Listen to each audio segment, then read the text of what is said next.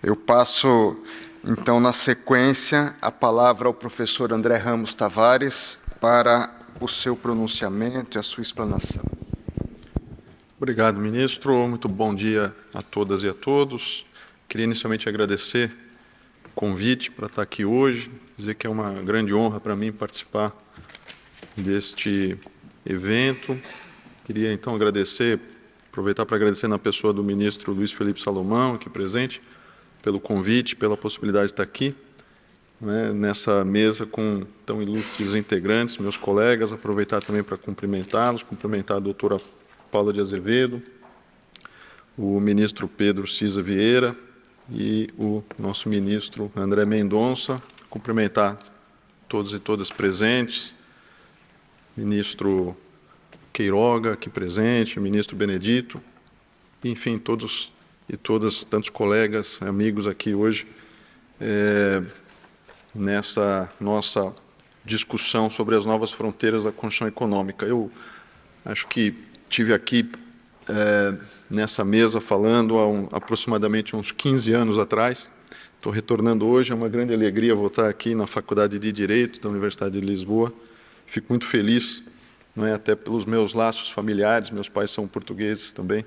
Então, para mim é sempre uma alegria retornar.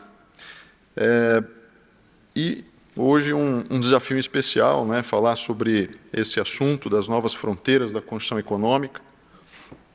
Eu vou endereçar o tema a partir de uma perspectiva também jurídica, mas não apenas jurídica, porque me parece hoje inevitável que nós tenhamos uma reflexão mais ampla sobre o que acontece, e o direito realmente tem sido cada vez mais convocado a lidar com uma realidade social que é tanto mais complexa quanto mais as tecnologias avançam.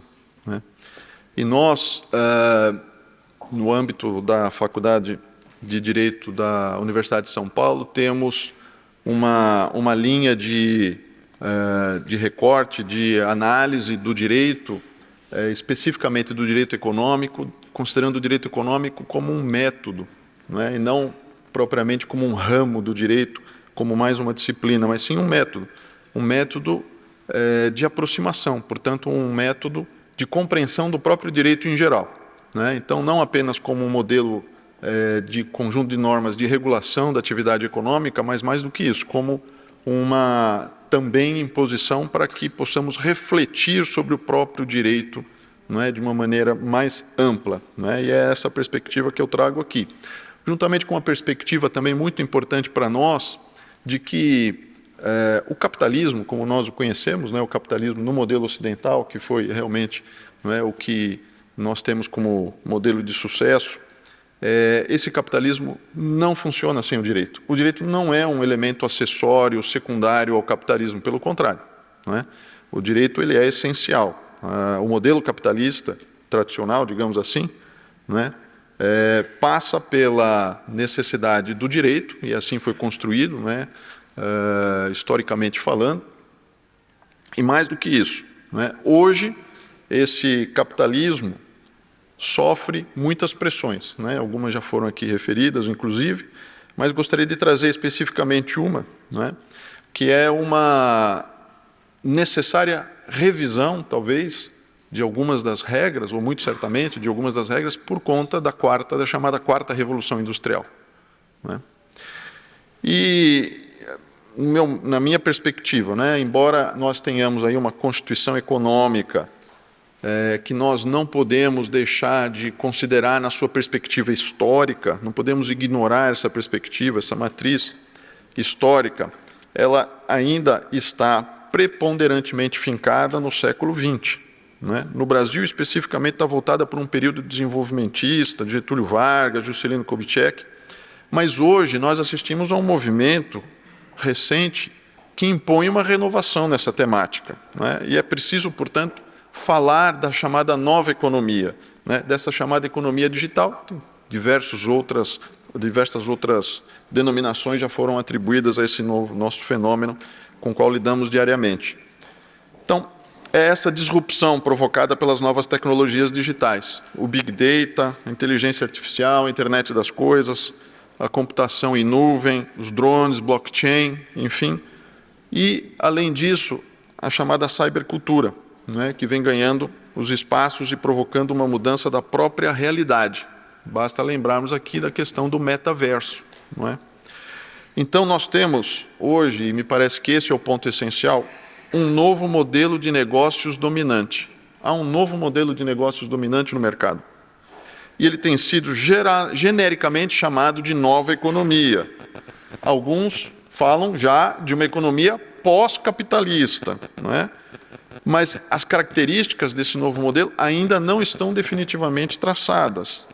Essa nova economia digital, ela reforça, na minha perspectiva, a essencialidade transversal do direito, particularmente do chamado direito econômico, como um dos métodos, né, para que a gente possa compreender e reunir essas perspectivas do passado, as perspectivas históricas de origem, as perspectivas do presente, né, e muitas das dificuldades do presente se potencializam ou podem se potencializar com as novas tecnologias, e algumas das perspectivas do presente, estou falando, por exemplo, questões relacionadas à pobreza, né, e dificuldades estruturais, né, elas podem também ser resolvidas, né, e muitas têm sido resolvidas pelo uso de novas tecnologias.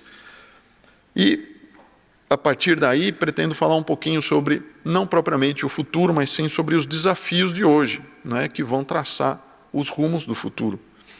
Então, dentro da imensidão, não é, de possíveis horizontes disruptivos, seja para o direito, seja para a Constituição econômica, me parece que existem dois horizontes disruptivos que se aproximam, se avizinham de maneira rápida e que são, enfim, preponderantes para mim, e vou falar rapidamente deles.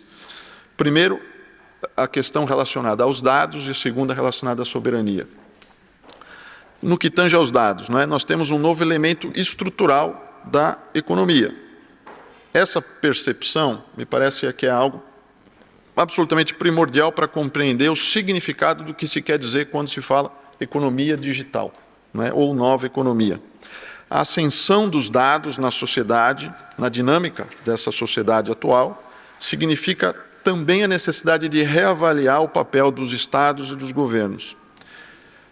Com o desempenho das novas tecnologias, a partir de um cruzamento de diversas variáveis de forma rápida e ágil, a tomada de decisão passa a ser baseada em dados digitais. E aqui há diversos riscos, não é, que nós precisamos avaliar quando falamos da Constituição econômica.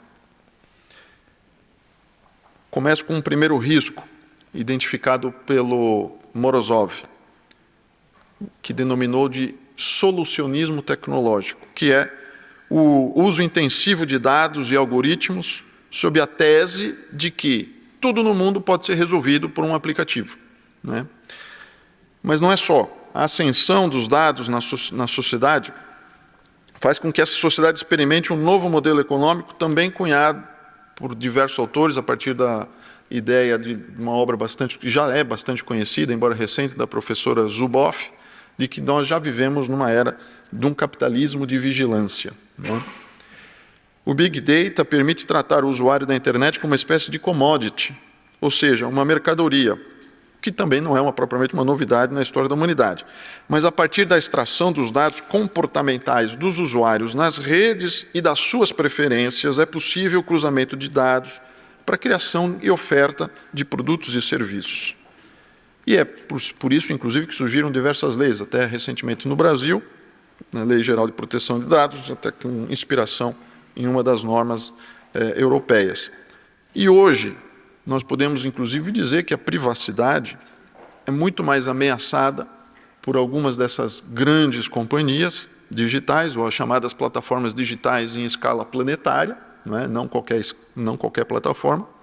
Essa privacidade está muito mais ameaçada por essas grandes empresas do que propriamente pelo Estado, como já disse o ministro Gilmar Mendes recentemente em uma palestra. O grau de moderação, inclusive, do conteúdo, que muito se exige de muitas plataformas, moderação de conteúdo, esse nível de moderação integra o modelo de negócios da plataforma, dessas plataformas. Não é algo tão simples ou trivial mexer neste assunto. não é? E a preocupação não é apenas, e nem deve ser apenas, com a extração de uso desses dados para fins de propaganda comercial direcionada, né, por parte de agentes privados. É que essa coleta massiva de dados é instrumento de poder. E este é o ponto essencial. É um instrumento de poder para as plataformas digitais. Aqui, então, o ministro Pedro Vieira aqui lembrava, inclusive, da obra do Robert Bork, né, sobre concorrência, e muitos hoje já estabelecem a dificuldade que os Estados tiveram em lidar com esse fenômeno, né, quando se fala, inclusive, de concorrência, com o fenômeno dessas grandes plataformas digitais. Aliás, a própria crise de 2008 do subprime norte-americana foi uma crise que desencadeou uma busca frenética por investimentos em empresas de tecnologia. Não é por acaso que nos últimos 20 anos nós tivemos, nos últimos 10 anos, 15 anos, nós tivemos esse desenvolvimento tão impactante de novas tecnologias. Não é um mero acaso, não é? Mas foi também uma busca, não só uma busca por melhores taxas de retorno, ou possibilidades de taxa de retorno por parte de grandes capitais, mas também, claro, né, por uma estratégia de poder. Não é?